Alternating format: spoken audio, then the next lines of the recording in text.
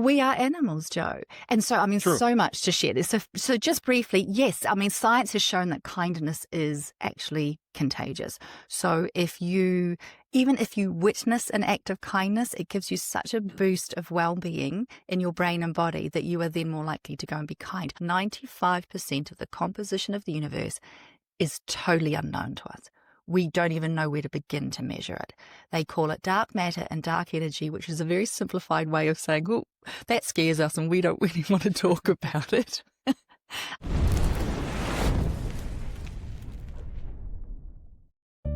Hello and welcome to another edition of The Measuring Post. My name is Joe Massa, and this is a very unique episode because we are actually recording on 2 separate days. This is by far the furthest away I've ever had a guest on The Measuring Post. I'm going to tell you where she is in just a moment, but first I would love to introduce to you my esteemed guest today. She's an award-winning author, an educator, a holistic well-being advocate. She combines not only cutting-edge science, but also spiritual philosophy that helps inspire a sort of holistic wellness and a fullness of living.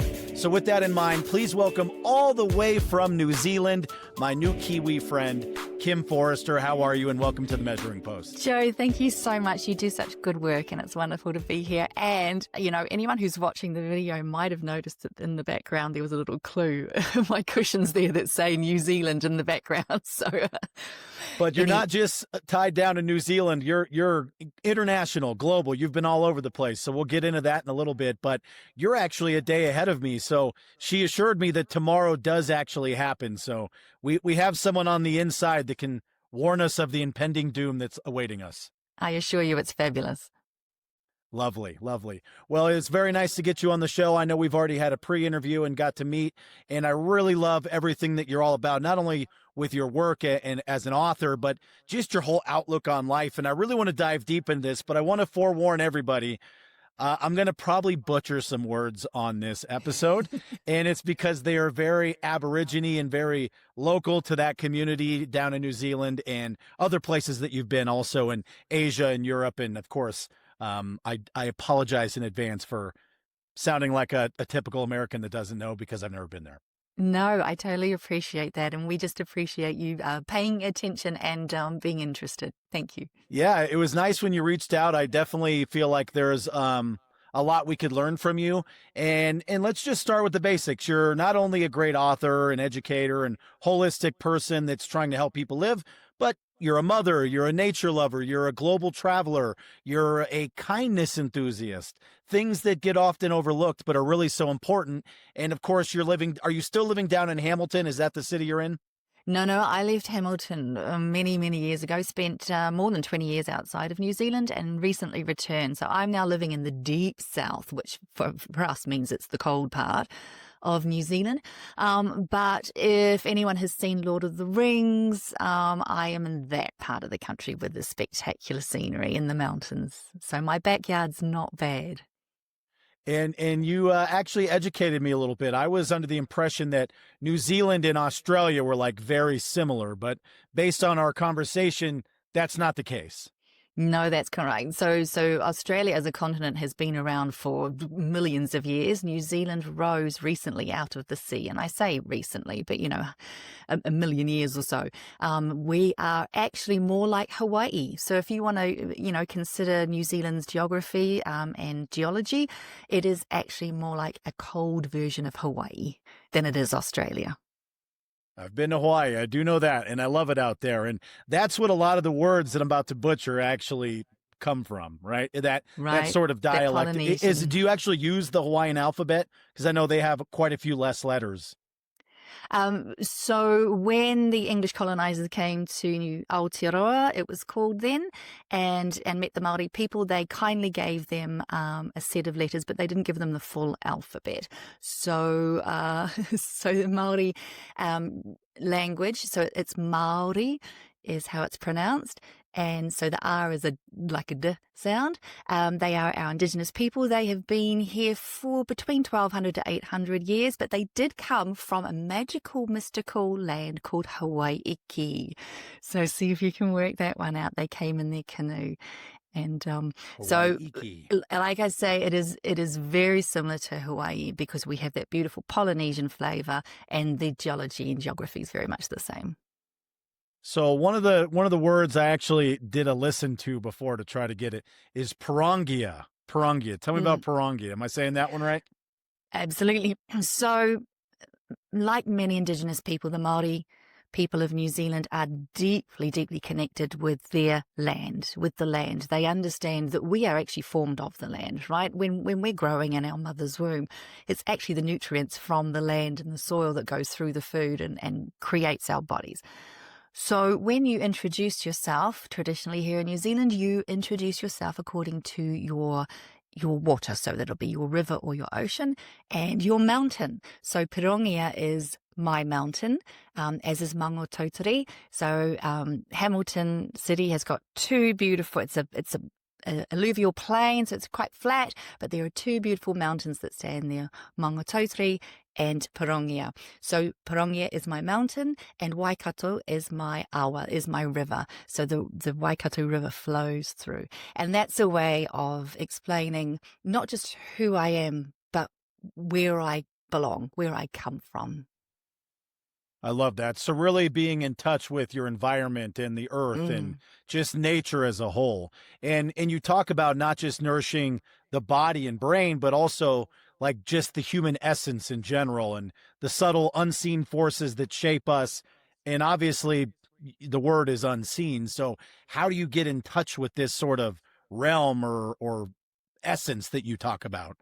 Well, it's all around us. I just think that the issue is we have come to regard ourselves, A, as machines. So, and I'm talking about in the Western world because Indigenous people and land-based cultures still today are very deeply entwined with their natural way of being.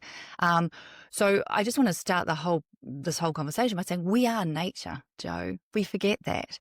We are nature. We don't go out into nature. We are nature. And so when we realign ourselves with our natural selves and our natural instincts and our natural needs and desires and the natural things that we need to flourish, that's what brings us into a deeper and a more fuller way of living. And a lot of what, there's a lot of words out there for what that essence of being human is. Some people call it soul. Some people call it prana. Here in New Zealand, the Māori call it mauri. It's basically a life force. It's chi throughout places in Asia. And that is the pilot light that makes us us. And it doesn't reside in the brain. Confucian and Taoist, the Chinese worldviews, they talk about the heart mind, and it's about living from the heart mind. So it's not just thinking things, but actually feeling, being deeply intuitive, being self-reflective, evolving, because that's a huge part of nature, right? Nature is designed to evolve, and so are we. And just becoming more cognizant of our natural needs and our natural rhythms. Yeah, I love that. And you're right. There's so many different words for it across multiple different cultures. And obviously, there's got to be something there. If it's felt and believed in and a practice that is so widespread, there has to absolutely be something there. And I think, one of the things you talk about is that most humans are only really perceiving like less than 5% of actual reality. And the Mm-hmm. well being and sort of your connection to these larger forces is beyond our actual daily comprehension. So science used to be the practice of observing the universe and then understanding patterns in the universe and writing it down. That's how science began, right? And including indigenous science practices. You would observe what happens in the world and the universe around you, and then you would write that down and find patterns. And then from those patterns, you could start predicting the future. We have lost that in the last 300-400 years. Science became almost like a religion in itself and a dogma. And it was like, well, now we know exactly what it is, what the universe is. And so we're going to stop observing Observing things like people who have intuitive hunches or premonitions. We're going to stop that. And we're going to divorce people from the sense of a soul or a life force that flows through us. We're going to disconnect ourselves from ourselves, nature, and each other.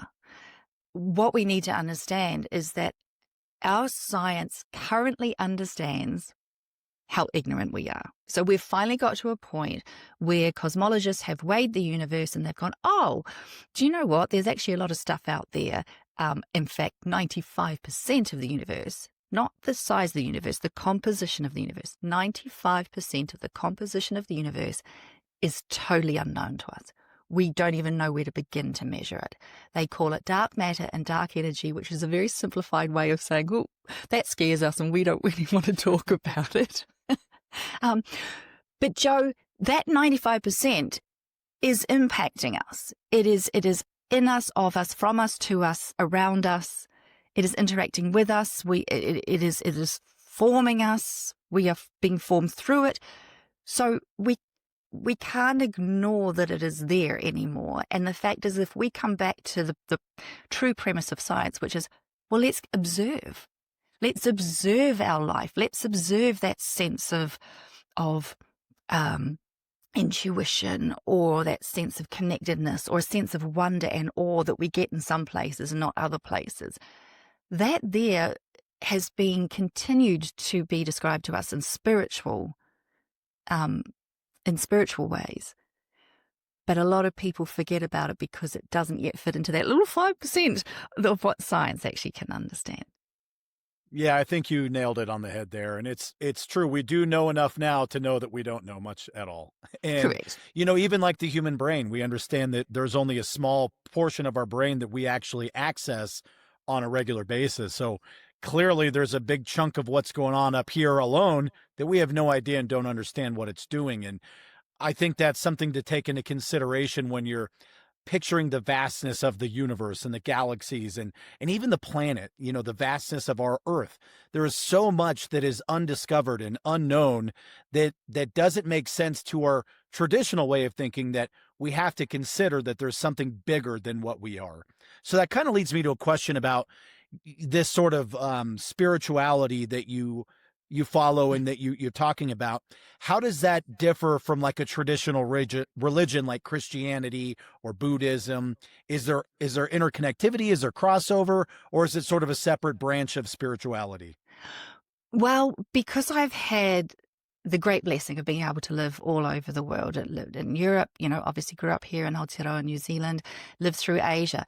So one of the things that I picked up as I was traveling around the world was how similar, the core messages, how similar the core messages are of everyone's worldview and everyone's spirituality and everyone's religion.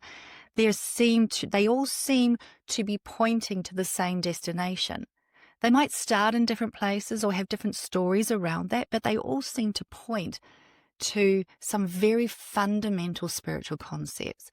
So my mind is not big enough to understand the universe. So I'm not going to say to anyone human, hey, your spirituality is flawed or your religion is wrong, because I don't know that. And what I guess I'd love for people to understand is that none of us know it. The universe is, and its vastness and its complexity, if you want to align that with like the mind of a god or gods, it is too vast for our tiny wee human brains to comprehend. So let's stop trying to actually understand it.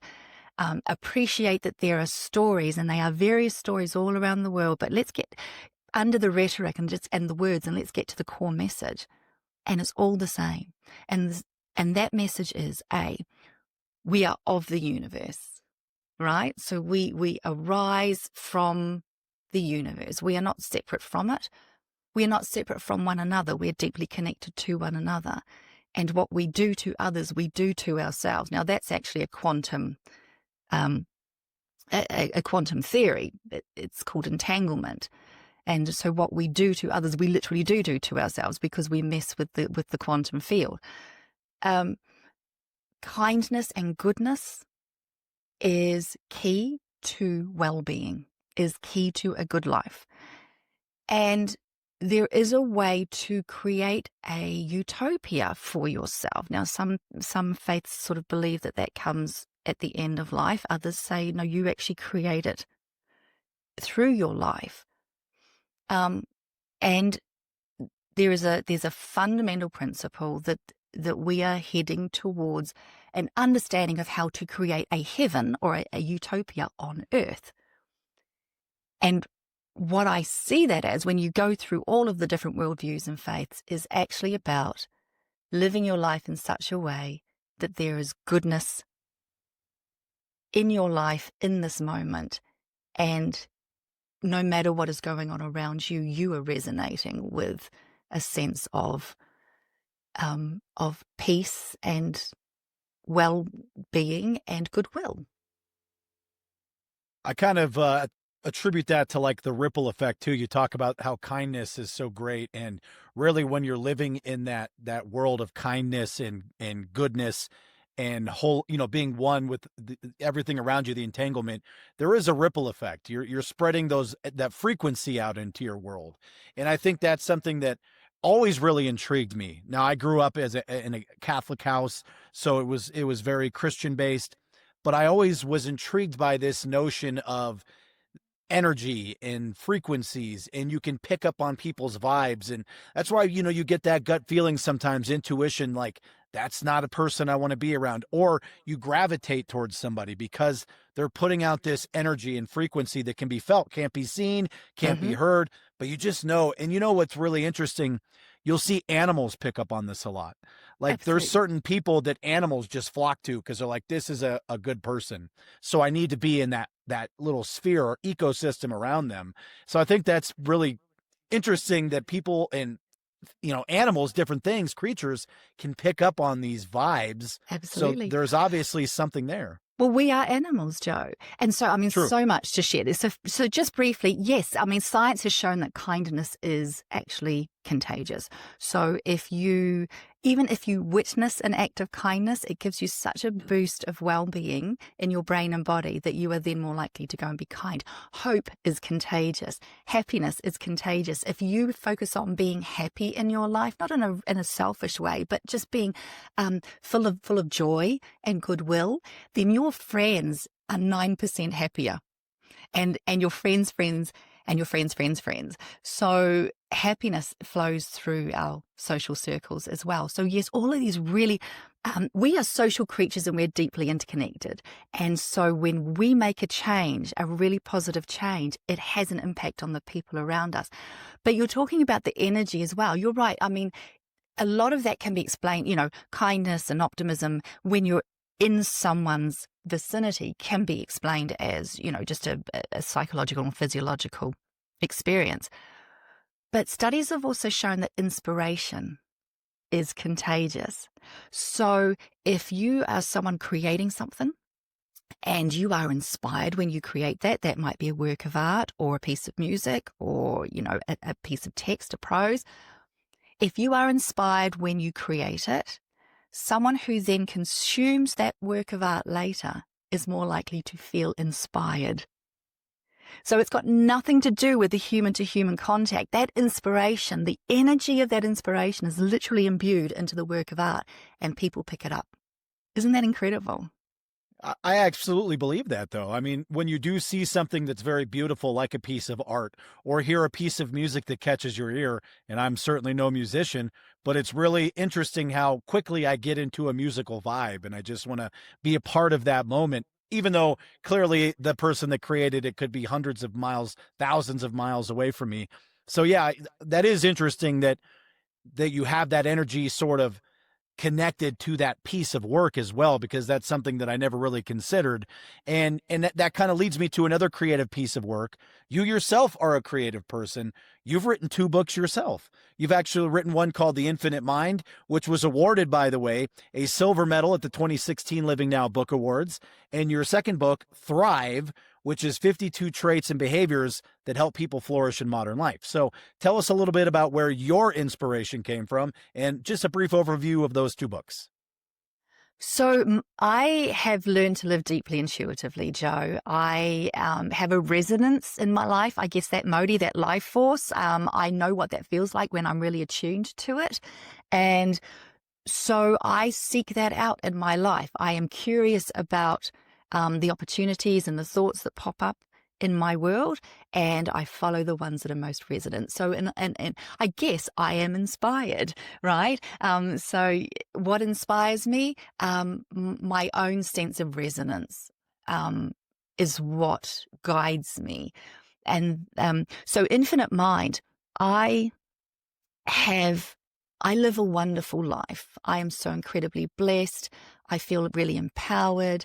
I enjoy being of service to others. I have healed a lot of my own, trauma and emotional blocks, and I've done that because I've learnt to really, really trust my inner guidance, my inner GPS.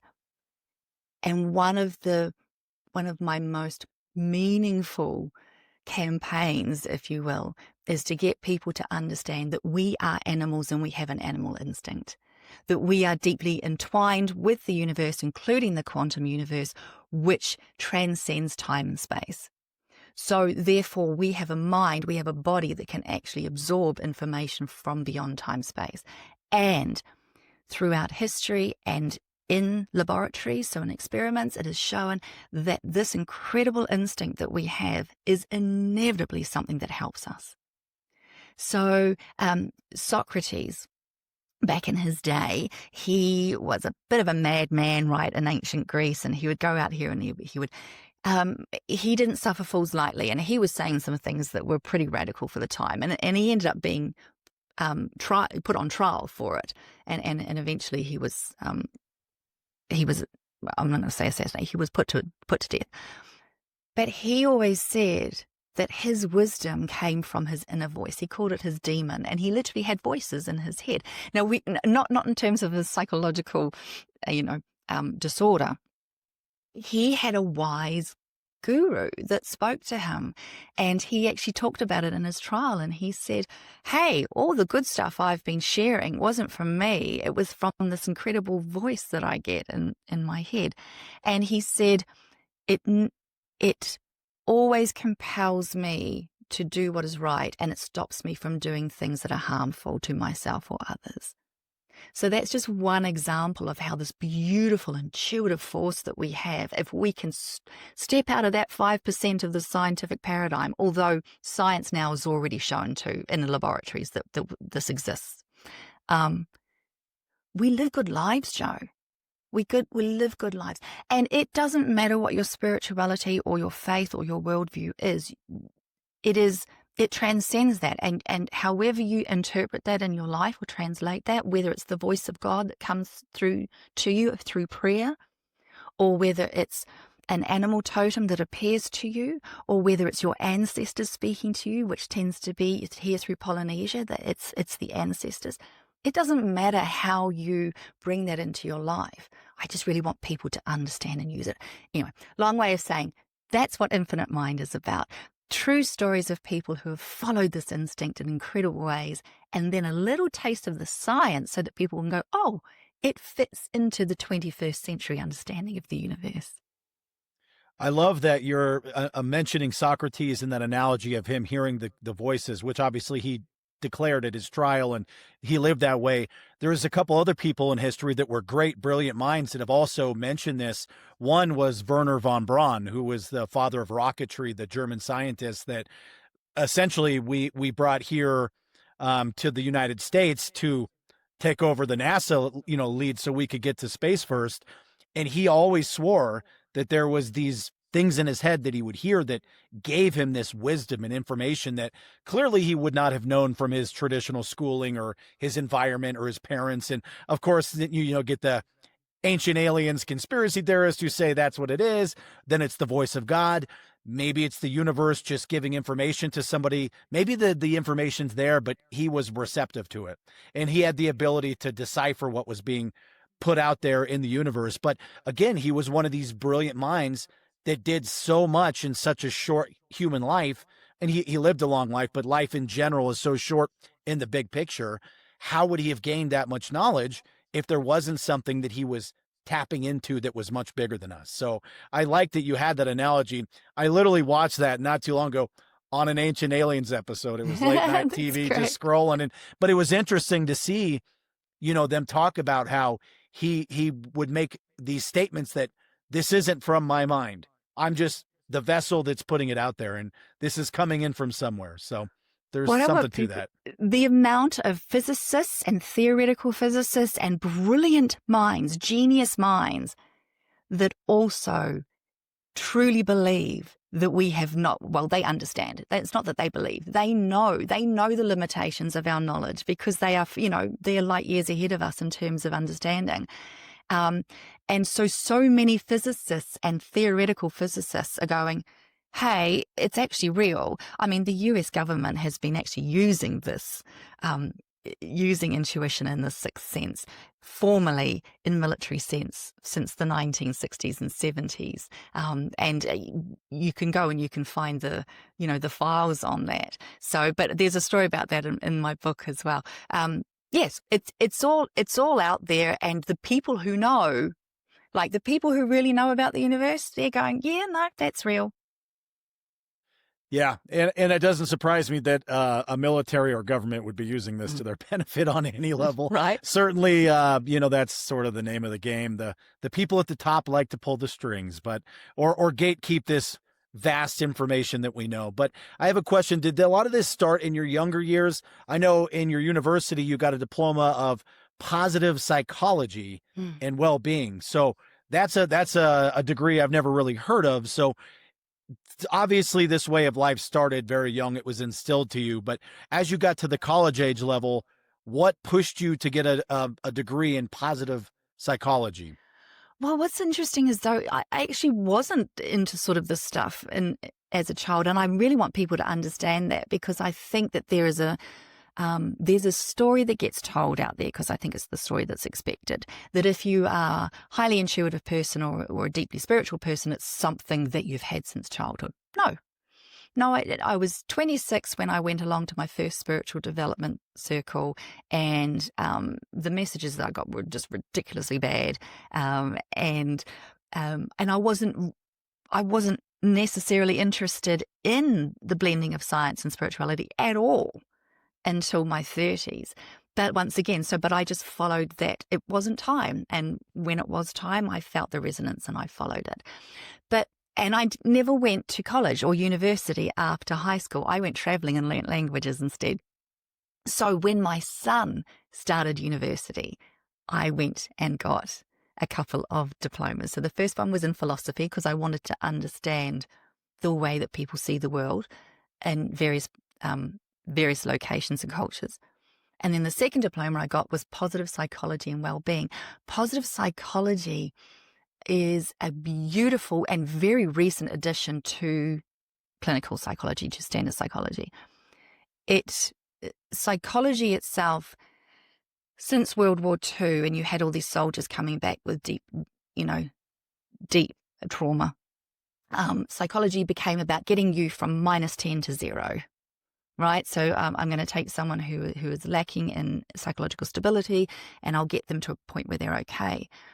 And then in the year 2000, this new part of psychology was introduced, positive psychology. And this is the bit I love, because it's about saying, okay, well, what if you're not unwell, but you're not thriving? How do we get from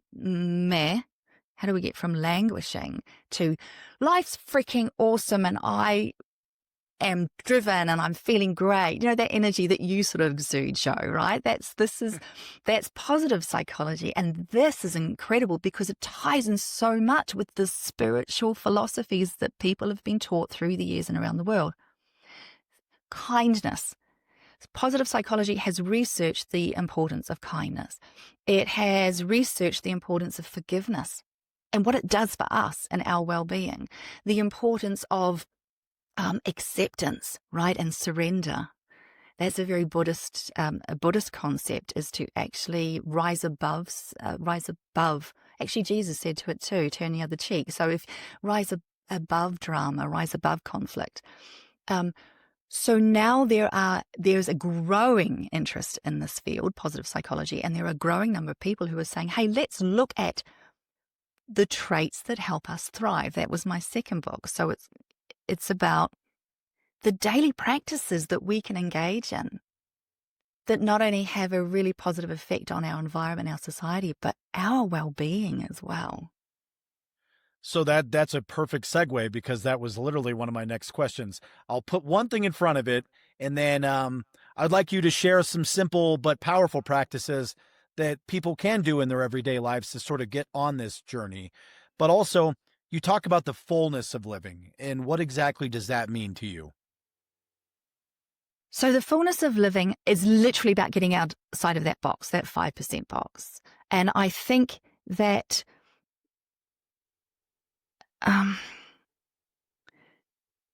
it's about understanding that most of us and most of our life is a mystery.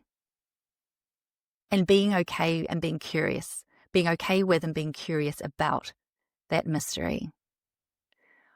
Fullness of living is waking up on a day where things aren't going great and having the courage and the resilience and the strength to say, things aren't going great, and I will deal with this. I'm okay with this because I know that this is how life is, and things will get better again.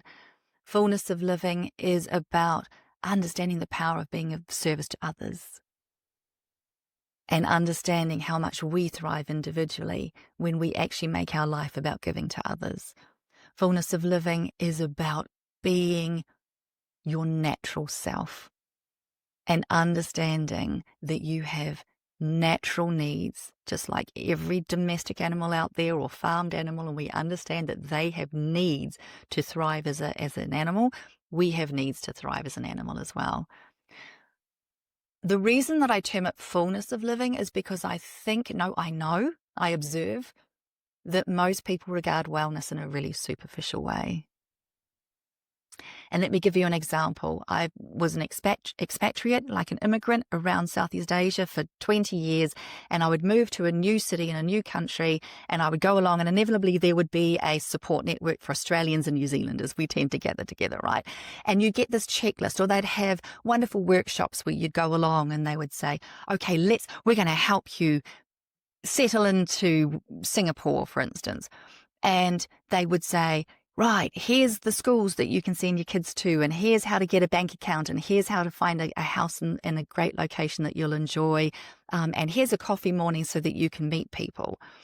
And I looked at that and went, yeah, but those are tick boxes. How am I going to be okay? How am I dealing with the loss of friendships that I've left behind? How am I dealing with the distance of being away from a family, particularly if my family member is unwell or is going through something? I want to be there. How do I deal with a lack of identity? I've had to give up my career or whatever to move here. So the general understanding of wellness and well-being was so superficial.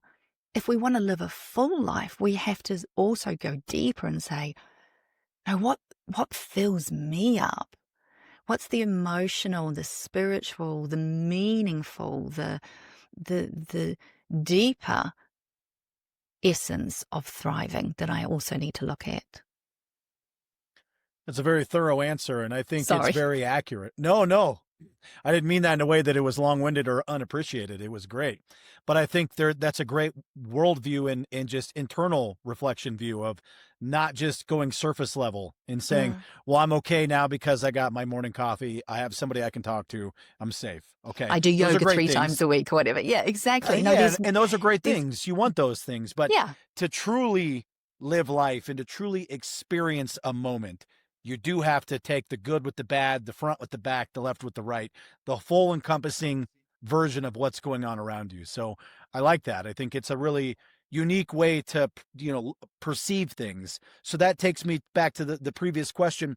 What's one thing that the average person, the average Joe, can do in their daily life to experience that sort of fullness of living? Right. A couple of things. First of all, understand that studies have shown 40% of your happiness comes from the daily choices that you make, right? So you are actually more in control of your own happiness level than you understand. And that comes down to um, choosing more positivity and getting rid of negativity. And that includes your own negativity. So watch your own behaviors, watch the choices and habits. Understand that it's just psychological habits, neurological habits, and there's nothing wrong with you. We just choose habits that are bad for us. So choose more kindness. Choose to be deeply connected with other people. Understand that as humans, the reason that Homo sapiens thrived outside of Africa, where the hominids died out, is because we chose to cooperate and come together as communities. It is the only thing we did differently from Neanderthals and other hominids, is that we came together and we shared knowledge and we shared space and we took care of one another. It's important. So you hear that, pessimist? No, you got to be nice to each other. Be kind. And that's not, you don't disregard negativity in your life. But there is a study that shows that if we can have 3 positive experiences for every negative experience, we tend to thrive. And we need to seek that out, Joe, because our brain is wired to seek out negativity. So we need to seek out. So here, one thing today, I want your listeners and viewers to count kindness in the coming week. Count it. I want you to pay attention to the world around you, and instead of like the headlines and yada, yada, yada, count kindness, because you will see it everywhere. The kindness you do, the kindness that you see other people performing, you will see that our world is incredibly kind, and people outside of the headlines underneath, people are just getting on with living a really good life and trying to be the best people they can. The other thing I really encourage people to do is seek out psychological richness in terms of a good life. There are 3 ways to value a good life. One is a happy life, where I just want to feel as pleasant as possible all the time. The problem with trying to feel pleasant all the time is that we can stay safe. We don't push into our discomfort zone, because discomfort zones are really messy sometimes.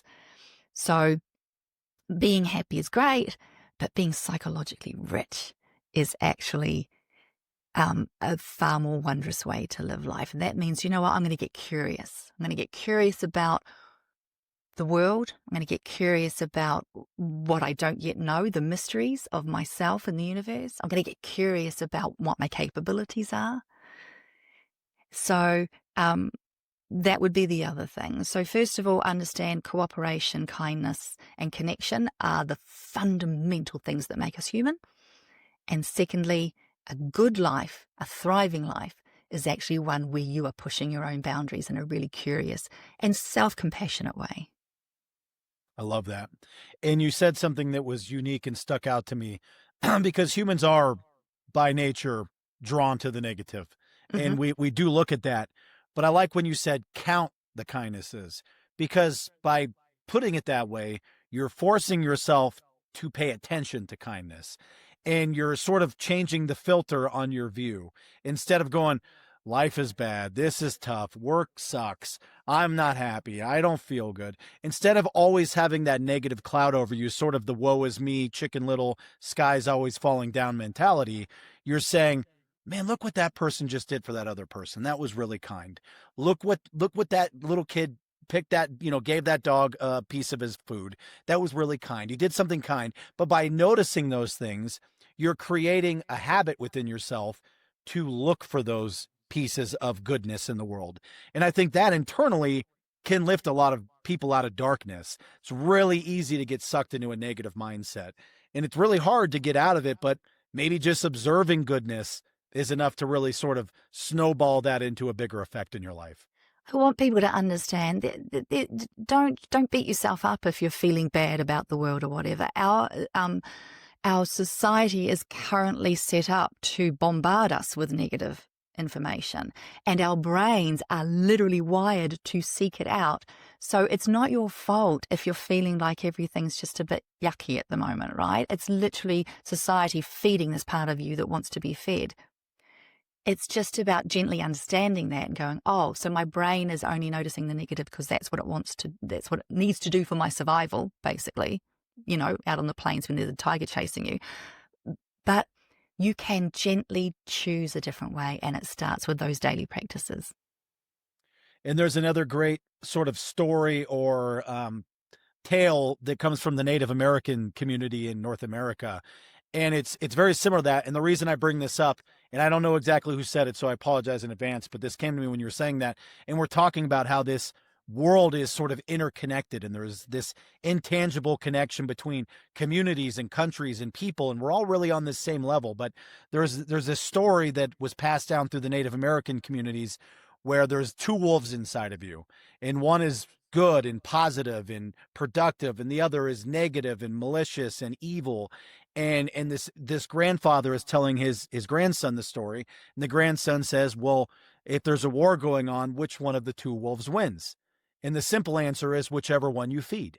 So if you feed the good wolf and the positive, that's what's going to come out victorious.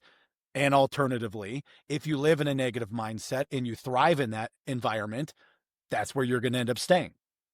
Which is precisely what I was talking about the spiritual concept of heaven on earth. Because if you are choosing the positivity, and not to say, that's not to say that you dismiss negativity, it's a part of life. But if you are waking like I do most mornings and going, okay, cool, whatever comes my way, I know I've got this. I'm so grateful for this. I love the kindness and the compassion and connection I see around me in my own life. I'm living a heaven on earth. People who are stuck in the negativity, they don't experience the world the same way that I do. And a lot of those people that live in the negativity, I would imagine, they're also the people that never find satisfaction or fulfillment. They could have all the money they could ever want in the world, but that's still not enough. They could have the most beautiful spouse, and that's not enough. They could have the biggest house on the planet, and that's not enough, because they're trying to fill a void inside of them, a presence with material. And obviously it's nice to have nice things. We all work and we like to take trips and have nice cars. That's all great and fine and dandy, but it's never going to feed your soul. It's never going to feed your spirit. Correct.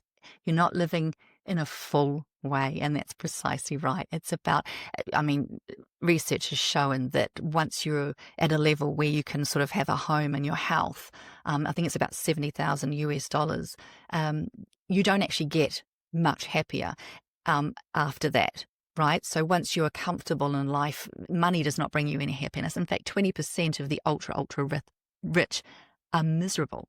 20% of the billionaires out there are living a terrible, awful, soulless life. So no, money is not the answer at all. And years ago, I read a very wise quote, and I can't remember who said it, but it was that we accumulate in this day and age because we're trying to feel bigger. We're trying to feel like we matter. We're trying to build our space in the universe, where in actual fact, when you go inside and you feed yourself, and when you connect with others, you are already bigger. If you connect with your community and you're really coming down and coming in with that resonance, you're connecting with the whole universe. Because we are made up, we are deeply connected with the universe. But it is, so you're right, Joe. It sounds cliche, but it's actually right. The fullness that you're looking for, that sense of accomplishment, the sense of wellness, the sense of acceptance and belonging, it's not out there. It really is just coming back and going, okay, what am I going to choose today that will help me connect? What am I going to choose today that will help me make the world a more positive place?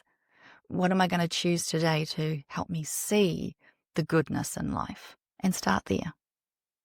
And I think a lot of that comes down to the management of your time, right? We all have to work, we all sleep, we all eat. There's certain things that are unavoidable in life, but you talk about, some of the ultra rich and how miserable they are. It's because they're doing things that don't serve them internally. You're right. Doesn't matter if they're taking care of a corporation or this or that. Your time is your only true, real valuable asset. Money is a man-made construct to keep us in some sort of level hierarchy society. but your time is the only thing that you can't get back, truly, as far as your time on earth as a human, the way I believe it. And then there's the afterlife that we'll go to for eternity, whether you go to live in a cloud in heaven with God, or you go back to the universe and just go into the ether and the energy. That's irrelevant, because you're right. None of us truly know that until you get there. But using your time wisely is something that people drastically underappreciate. And you could use your time for a nice conversation like this and get value and learn and just enjoy some human interaction. Or you can go give to your community and feel that kindness and goodness. Or you can choose to be the hardest working person that puts in 90 hours a week. And then someday on your tombstone, it said, "Here lies Joe Massa. He worked really hard." And did I enjoy myself? Did I get fulfillment out of life? Probably not if I live that way. So I'm a firm believer in using your time for what suits you and serves you, not only individually, but your inner circle, your family, your community, and your friends. Absolutely, because time is attention. Wherever you're spending your time, you're spending your attention.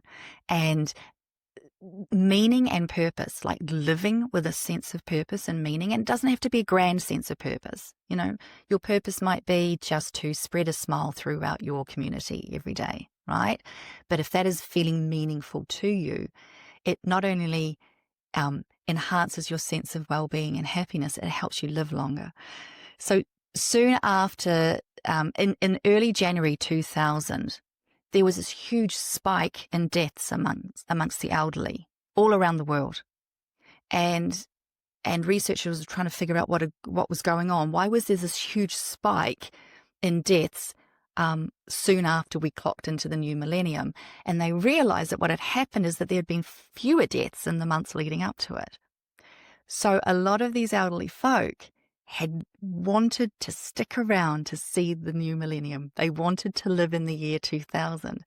And that will alone, that sense of purpose, no, I'm going to stick around and I'm going to see the new year, I'm going to see the year 2000, was enough to keep them alive.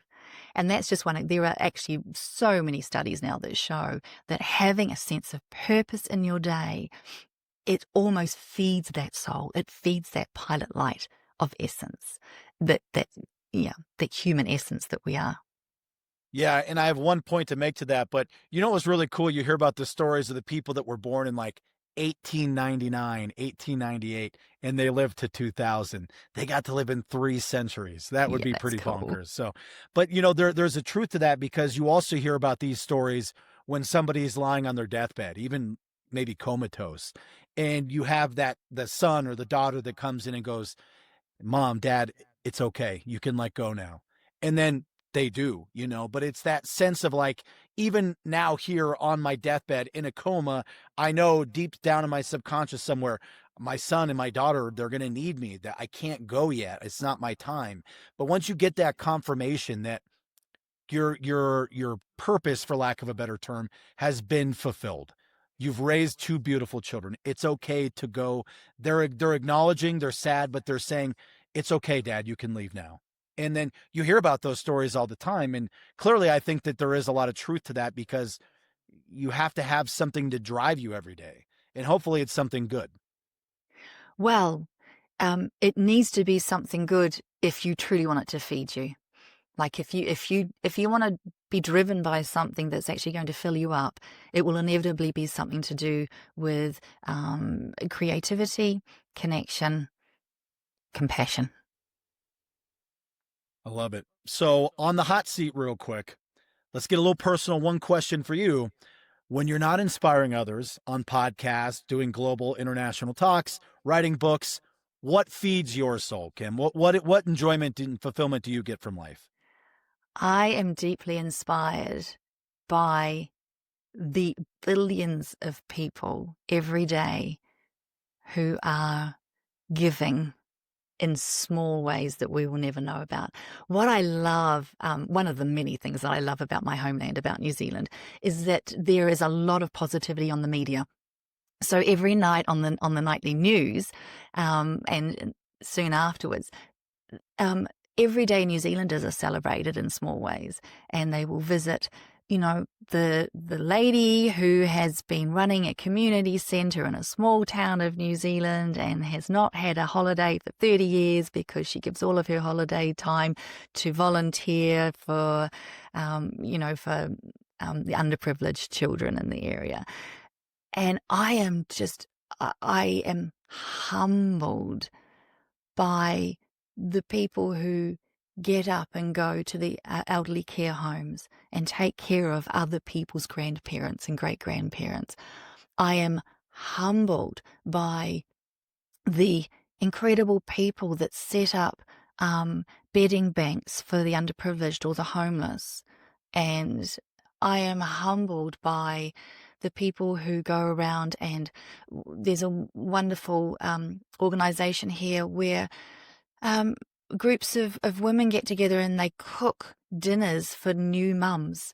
Mums who have got a new baby and perhaps they've got other children as well, and it's just all too much. And so they are supported by these community organizations that will deliver them a week's worth of food so that they don't have to worry about dinner. That inspires me, Joe, and it inspires me to be a better person, because I go, sure, I do books and podcasts or whatever, but I'm not doing that. That's where it counts.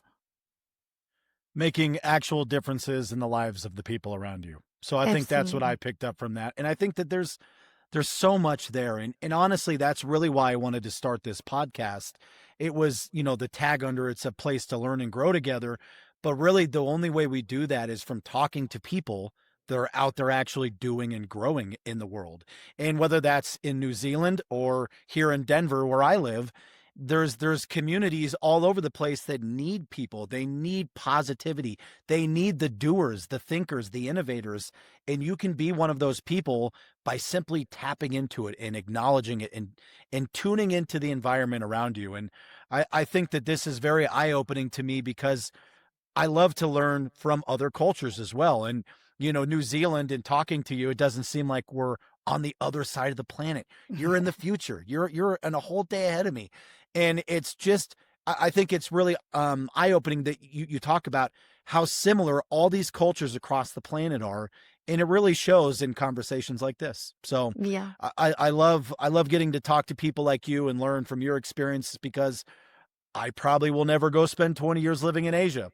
My wife is even Asian. She's Cambodian, and visits are about all we get, but it's never going to be where we move there. So to have somebody that goes and lives that experience is something is very unique, and you can share that knowledge. And I just truly appreciate that you shared it with us here today. It's a pleasure, Joe.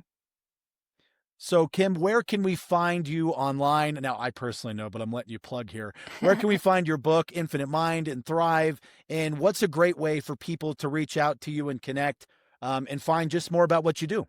Excellent. Best protocol is kimforrester.net.